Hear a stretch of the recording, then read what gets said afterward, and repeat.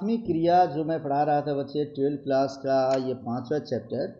तो इस 5वें चैप्टर में याद रखेंगे, हमने तुम्हें बताया था ज्योग्राफी का 5वें चैप्टर का ये पार्ट 2 है, इसको 5.2 के नाम से हम जानेंगे, ठीक है ना जी।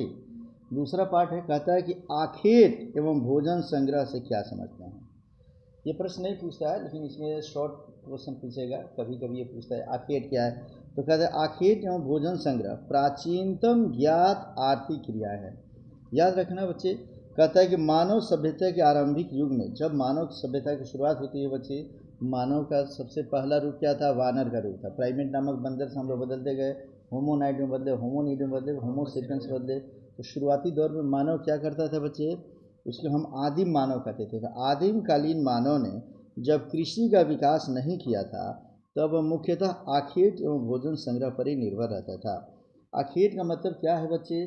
कि मानव क्या करता था कि जंगलों में एक जगह से दूसरी जगह जाता था, जानवरों का शिकार करता था, कंद मूल फल फूल जो भी मिलता था उसे इकट्ठा करके लेकर जाके तब भोजन संग्रह का काम किया करता था, ठीक है ना। अब इसमें कहता क्या है कि खाद्य संग्रहण में, माने खाद्य का संग्रहण माने खाने वाले पदार्थ का जब इकट्ठा करता था, तो संलग्न लोग जंगल से फल, कंद, मूल, नट, बेरी, जड़, पत्ता आदि का संग्रहण करते थे और उन्हें भोजन के रूप में प्रयोग करते थे। यही नहीं, वह पशुओं को भी अगर जो मिल जाते थे, पशु पक्षी को भी पकड़ लेते थे, उसको भी अपने साथ लेकर जाते थे। आज इसको खाएंगे, कल उसको खाएंगे। कई बार एक ही मार के रख देते थे, कई कई दिन तक शुरू में खाते थे, ठीक है बच्चे। कहते ये लोग अपने भोजन, वस्त्र एवं शरण की आवश्यकताओं की पूर्ति हेतु पशुओं एवं वनस्पति का संग्रह करते थे। इस कार्य के लिए बहुत कम पूंजी, माने पूंजी लगता नहीं था उनका। क्या करना पड़ता था बच्चे? एक जगह से दूसरी जगह सिर्फ जाते थे जंगलों में और जाकर ये सब इकट्ठा कर लेते थे। तो ये जो टेक्निकल आती थी वह उनकी निम्न स्तरीय तकनीकी ज्ञान की आवश्यकता होती थी। माने इसमें अरे जंगल से किसी पशु पक्षी को पकड़ लेना हो, कोई चीज़ इकट्ठा कर लेना हो, तो बहुत ज़्यादा चीज़ों की ज़रूरत नहीं है बच्चे उसमें, ठीक है ना। चलो ये बार बार ये पेज इधर उधर होता है, तो समझते हैं हम लोग निम्न स्तरीय तकनीक ज्ञान की आवश्यकता होती थी, उसके लिए ज़्यादा टेक्नोलॉजी की ज़रूरत नहीं है। कहता है कि भोजन संग्रह विश्व के निम्नलिखित 2 भागों में प्रचलित है। माने विश्व के 2 क्षेत्र ऐसे हैं जहाँ भोजन संग्रह किया जाता है। पहला कौन सा क्षेत्र है जी? उच्च अक्षांश क्षेत्र, और दूसरा है निम्न अक्षांश क्षेत्र। उच्च अक्षांश क्षेत्र मतलब उत्तरी कनाडा, उत्तरी यूरेशिया और दक्षिणी चिली। उच्च अक्षांश क्षेत्र किसे कहते हैं बच्चे? मानो यह हमारी पृथ्वी है, ये पृथ्वी हो गई। पृथ्वी के ठीक बीचों बीच जो रेखा गुजरती है, विषुवत रेखा, विषुवत रेखा के आसपास के जो भी देश होते हैं बच्चे, ये उच्च अक्षांश क्षेत्र में आते हैं। तो ये सब के सब क्या करते हैं? भोजन संग्रह का काम करते हैं। इसमें कौन कौन आएगा? उत्तरी कनाडा, उत्तरी यूरेशिया और दक्षिणी चिली।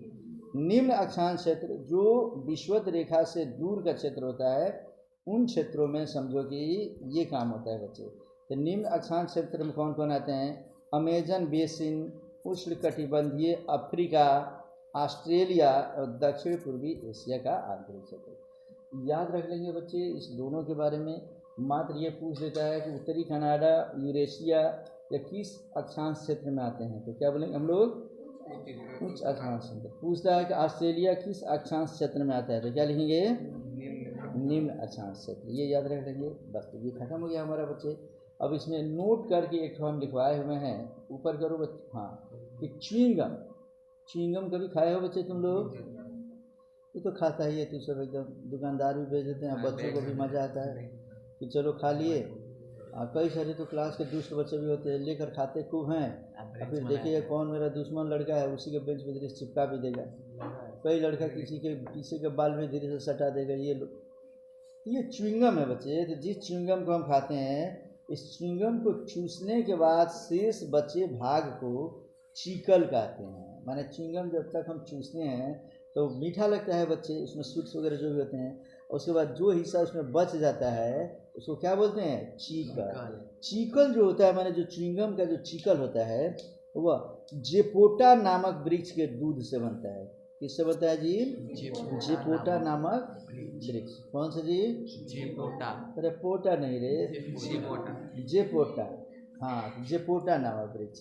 जैसे मान लो कि रबड़ देखते हो बच्चे ना, रबड़ का पेड़ होता है, वैसे जेपोटा नामक वृक्ष होता है, उसके दूध से बन जाता है क्या? चीकल। और चीकल में शुगर वगैरह थोड़ा सा केमिकल वगैरह मिला के अब बना दिया जाए तो बच्चे कहते हैं तो च्युइंगम है, एकदम खाते हैं खूब मज़ा आता है। और लास्ट में बच्चों को तो क्या चाहिए, कम पैसे में ऐसा चीज़ खरीद ले खाते जाए लेकिन ख़त्म ही नहीं, ढेर देता है। यही वजह है कि देख लो एकदम कई सारी बच्चियाँ तो ऐसे ही इसमें से देख लो, जो आइसक्रीम भी लेती है तो जीभ निकाल के उसको चीखती है जल्दी ख़त्म ना हो। समझ गए ना बच्चे? खैर तुम लोग तो चालाक बच्चे। तो चिकन की खासियत क्या है? चिकन को कितना भी चबाओगे लेकिन वो ख़त्म नहीं होता है बच्चे। तो पूछता है कि च्युइंगम का जो अंदर का जो हिस्सा होता है, चूसने के बाद जो बच जाता है उसे क्या बोलते हैं? चिकन। ये ऑब्जेक्टिव क्वेश्चन पूछता है। और चिकन किस चीज़ का बना होता है जी? जेपोटा नामक वृक्ष के दूध से बनता है। क्लियर है? अब हम इसके बाद पढ़ेंगे पशुचारण। क्या पढ़ेंगे जी? पशुचारण का मतलब है, पशुचारण दो शब्दों के मेल से बना है बच्चे। कौन कौन? पशु प्लस चारण। पशु माने पशु जानवर, और चारण माने चराना। जब पशुओं को रख के और उससे चरा कर और चारा खिला कर और उससे हम आर्थिक लाभ प्राप्त करें, दूध प्राप्त करें, मांस प्राप्त करें, खाल प्राप्त करें, तो उसको ही हम क्या बोलते हैं जी? पशुचारण बोलते हैं बच्चे। तो कहते हैं भौगोलिक कारकों एवं तकनीकी विकास के आधार पर पशुचारण या पशुपालन को दो प्रकारों में विभाजित किया गया है। दो प्रकार का पशुपालन या पशुचारण होता है। पहला क्या? चलवासी पशुचारण, और दूसरा होता है वाणिज्य पशुपालन, पशुधन पालन। ये दोनों क्या होते हैं बच्चे, इसे समझते जाओ। चलवासी और वाणिज्य पशुधन, इसे दोनों को एक एक करके समझते हैं। देखो, कहता है चलवासी पशुचारण प्राचीन काल में यह प्रथा प्रचलित थी। कौन से काल में जी? प्राचीन काल। कहते हैं चलवासी पशुचारण में चरवाहे चारे तथा जल, माने उसको चराने के लिए लेकर जाएंगे तो कहीं चारा मिल जाएगा और जल मिल जाएगा। दोनों काम के लिए चारे तथा जल की तलाश में इधर उधर घूमते हैं। चलवासी पशुचारण एक जीवन निर्वाह पद्धति है। क्या जी? पद्धति है, जिसमें पशुचारक अपने भोजन, वस्त्र, शरण, औजार एवं यातायात के लिए पशुओं पर निर्भर रहते हैं। इसमें विभिन्न प्रकार के पशुओं को रखा जाता है। माने जब क्या करता है, पहले लोग अपनी आजीविका चलाने के लिए एक पशु पर, जैसे एक गधा रख लिए, गधा पे अपने अनाज वगैरह जो भी होता है रख लेते थे, लेके चल देते। और भी जानवर रखते थे, यहाँ चराते थे, खाना पीना मिल जाता था, और शाम को दूध देते थे, उससे अपना काम कर लिए। यहाँ का चारा खत्म हो गया तो दूसरे जगह जाते थे, तीसरे जगह जाते थे। तो भोजन, वस्त्र, शरण, औजार सब यातायात के लिए पशुओं पर ही निर्भर रहते थे। उनको लगता है पशु हमारा जहाँ जहाँ जाएगा वहाँ वहाँ खाएगा, और वहीं पे हम लोग इससे जो दूध की प्राप्ति हो जाएगी उससे हम लोग अपना जीवन बसर कर लेंगे। ठीक है बच्चे? तो इस तरीके से अब इसमें आप पढ़ते हैं, जैसे गाय, बैल, भेड़, बकरी, ऊँट, ये सब क्यों लोग पालते थे जी? इसलिए पालते थे कि ये चरने के लिए, खाली दिन भर चर जाए तो रात को क्या करती है, ये बढ़िया से दूध दे देती है बच्चे, माँ बाप की तरह। बैल क्या करता था जी? खेतों को, समझो कि वो बैल एक प्रकार से बैलगाड़ी का जो इस्तेमाल होता था, तो बैलगाड़ी को खींचने का काम कौन करता था? बैल करता था, भैंसा करते थे। आ रहा समझ में ना? तो वहाँ इसका इस्तेमाल होता था। खेती करने के लिए लोग बाद में इस्तेमाल करने लगे। शुरू में क्या बैलगाड़ी के लिए इस्तेमाल करते थे। अब गधा पे सामान कितना आएगा रे, उधर गधा गधे रहता है, जहाँ बैठ जाएगा बैठ ही जाएगा, थोड़ा पीछे जाएगा एक लात मार देगा। इसीलिए लोग क्या करते थे, उसकी जगह बैल रख लेते थे। भेड़, भेड़ से ऊन भी मिल जाता था, दूध भी मिल जाता था, मांस भी मिल जाता था बच्चे। इस तरीके से, हाँ, भेड़ का मांस ही पहले लोग खूब खाते थे बच्चे। भेड़ के पीछे मांस का एक टुकड़ा होता है, उसको भेड़ पालने वाले क्या करते हैं, उसको काट लेते हैं, काट देंगे, खा लेंगे, बना लेंगे आधा केजी 1 केजी आराम से। पता चलता है फिर 6 महीने में फिर वहाँ मांस आ गया है। हर समझ में ना है? पढ़ रहे उसके चक्कर में मत रह रही, भेड़ पालन पढ़ रही थी। अब आगे कहता है इसमें देखो, इसमें चारा प्राकृतिक रूप से विकसित होता है। माने पशुचारण में क्या, खेत में गए, अब पशु जाकर एकदम चारा चर गए, यहाँ चर गए, फिर अब उधर चरने गए, फिर एक आध महीने में उधर से आएंगे तो पता चलेगा ये चारा क्या हो गया है, फिर से हरा भरा हो गया है बच्चे। आ रहा समझ में ना। तो कहते हैं इसमें पशुओं के प्रजनन एवं नस्ल सुधार के प्रयास नहीं किए जाते हैं। माने जो चलवासी पशु होते हैं वो उसमें प्रजनन माने वो ज़्यादा अपने जैसे माने पशुओं को जन्म दे, इसके फेरे में लोग नहीं रहते, उसकी नस्लें अच्छी इसके फेरे में नहीं रहते हैं। लेकिन यही जब वाणिज्य पशुपालन हम करेंगे रुपया पैसा कमाने के लिए, तब तो हम चाहेंगे कि ऐसी गाय रखें जो 1 लीटर में 2 लीटर 5 लीटर की जगह 10 लीटर 20 लीटर 50 लीटर दूध दे दे। जल्दी जल्दी एक गाय जो है अगर बच्चा भी जन्म दे रही तो 1 2 नहीं 5 5 बच्चा जन्म दे दे एक ही बार में, 2 2 4 4 5 5 आके ढेर गाय मेरे पास हो जाए। वाणिज्य पशुपालन का मतलब हो गया ऐसा पशुपालन करो जिसमें पैसा प्राप्त करना मूल उद्देश्य हो। अरे समझ में ना। अब आगे कह रहा है कि चलवासी पशुपालन में क्या होता है जी, इसमें पशुओं के स्वास्थ्य की जांच तथा उपचार की व्यवस्था नहीं होती है। पशुओं की जांच फांच में नहीं होता रहता बच्चे। लेकिन वही जब हम काम करेंगे क्या, वाणिज्य पशुपालन करेंगे तो उसमें हमेशा जांच कराते रहेंगे कहीं मेरा मुर्गा मुर्गी पशु पक्षी मर मत जाए। समझ में आ गया ना जी। तो उसको टीका भी लगवाते रहते हैं। इस प्रकार चलवासी पशुचारण के मुख्य क्षेत्र कौन कौन से हैं? सहारा, दक्षिणी पश्चिमी व मध्य एशिया, यूरोप एवं एशिया के टुंड्रा प्रदेश तथा दक्षिणी पश्चिमी अफ्रीका। यहाँ स्टार लगाता हूँ मैं, इसको याद रखोगे कि चलवासी पशुचारण विश्व के किन किन क्षेत्रों में होता है, तो ये बता लेंगे हम लोग। अब इसी में एक शब्द आया है ऋतु प्रवास। कौन सा शब्द है जी? पढ़ते हैं कि ऋतु प्रवास क्या है। तो ऋतु प्रवास में पढ़ेंगे कि चलवासी पशुचारक गर्मियों में मैदानी भाग से पर्वतीय चरागाह की ओर एवं शीत में पर्वतीय भाग से मैदानी चरागाह की ओर प्रवास करते हैं। इनकी इस गतिविधि को ऋतु प्रवास कहा जाता है। जैसे होता क्या है बच्चे, जब हमारे पास गर्मी ज़्यादा पड़ने लगता है तो वे पशुओं को लेकर ठंडे क्षेत्र में जाने लगते हैं कि गर्मी से पशु क्या कर जाएंगे, मर जाएंगे, यह दिक्कत होगी।